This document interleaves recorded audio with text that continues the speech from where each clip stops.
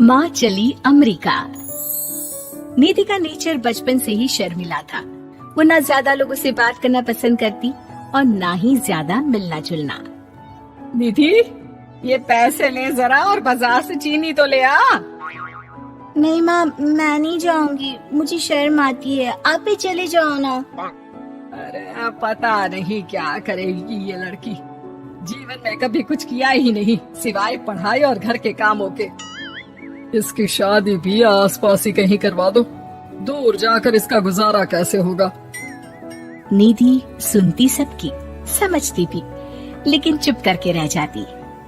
एक दिन पिता के दोस्त अपने परिवार के साथ निधि के घर खाने पर आते हैं। उनकी बेटी बहुत ही स्मार्ट होती है। निधि बेटा, वीणा के साथ बात करो। देखो, अंकल की बेटी भी आई है उनके साथ। निधि वीणा के साथ वहीं बैठ जाती है। चलो ना अंदर चलते हैं, यहाँ कहाँ बड़े लोगों के बीच बैठे। निधि माँ की तरफ देखती है और अंदर चली जाती है। वैसे मैंने ना अपना चैनल खोला है, तुम सब्सक्राइब करना उसमें। मैं ना ब्यूटी और फैशन की बात करती हूँ। ये देखो। इतने सारे लोगों के सामने तुम कैसे इतना बोल लेती हो? मुझे तो बहुत शर्म आती है। अरे शर्म कैसी? खैर, सीधी सादी सी निधि, उसकी शादी हो जाती है राकेश से। राकेश एक स्मार्ट लड़का था, उसे घूमना फिरना पसंद था, लेकिन निधि का शर्मिला व्यवहार वो समझ जाता है। अरे निधि, घर से बाहर क्यों नहीं निकलती? लोगों से मिला जुला करो, तभी तो पता चलेगा ना कि दुनिया कैसी है। क्या करना है पता करके? शादी से पहले पापा और अब आप। ठीक है ना, मुझे ज्यादा दुनियादारी में नहीं पड़ना। निधि की जिंदगी ठीक ठाक चल रही थी। उसके 2 लड़के होते हैं, दोनों को वो पढ़ाती लिखाती, उनका ख्याल रखती। निधि, 25 साल हो गए शादी को, दोनों बच्चे सेटल हैं। हम लोगों ने शहर में 2 मकान भी ले लिए। दोनों की शादी, खुद का पता ही नहीं चला कैसे उड़ गया। हाँ, ये तो है। मैं खुश हूँ, जिम्मेदारियाँ आती रही, मैं निभाती रही, और क्या चाहिए। देखो, मैंने सोचा है कि अब हम लोग अमेरिका जाकर रहेंगे।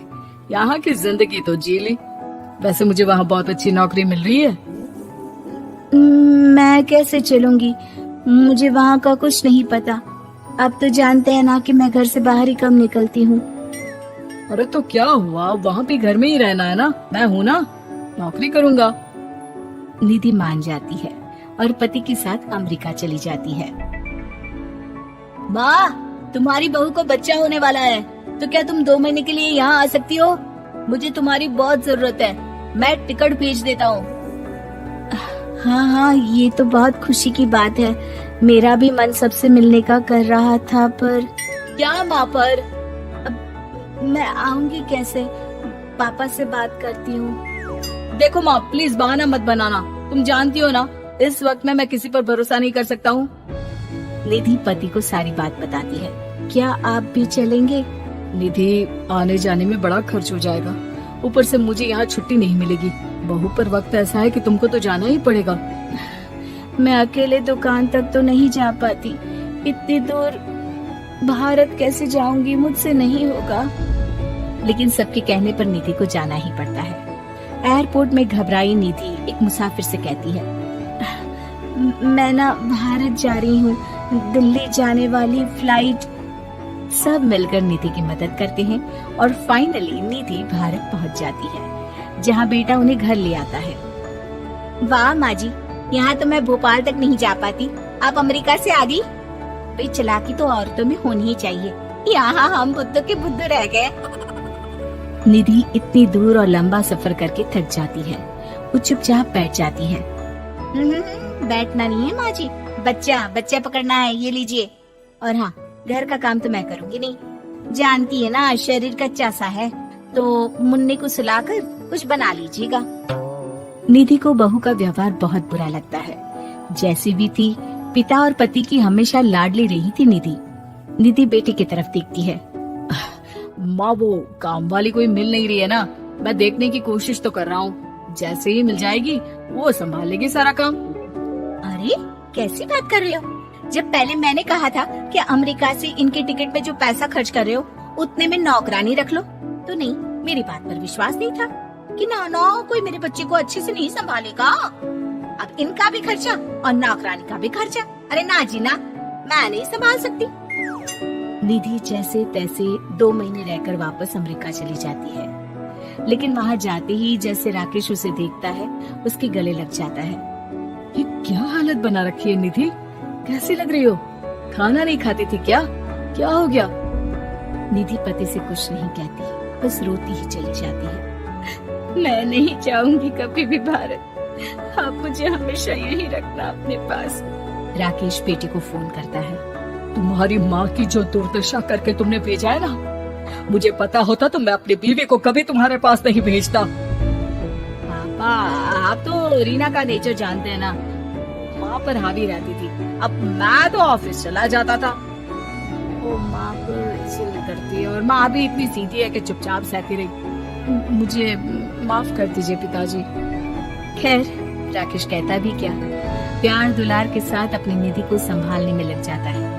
लेकिन कहते ना, वक्त हमेशा एक सा नहीं रहता। अमेरिका में ही राकेश की मृत्यु हो जाती है और निधि अकेली रह जाती है। बड़ा बेटा कहता है, माँ भारत चलो ना, हम लोग साथ रहेंगे। निधि को जैसे ही वो सब सीन्स याद आते हैं वो परेशान हो जाती है। समझ में नहीं आता कि पति के बिना अब जीवन कैसे चलाएगी। मैंने सारा जीवन घर का काम किया, घर देखा और जिंदगी चलाई, लेकिन जिस घर में रही सबने प्यार दिया, मैं वहां नहीं जाना चाहती। तभी राकेश जिस कंपनी में काम करता था उसका मालिक निधि के घर आता है। वो भी भारतीय ही होता है। दीदी, राकेश ने आपके बारे में बताया था।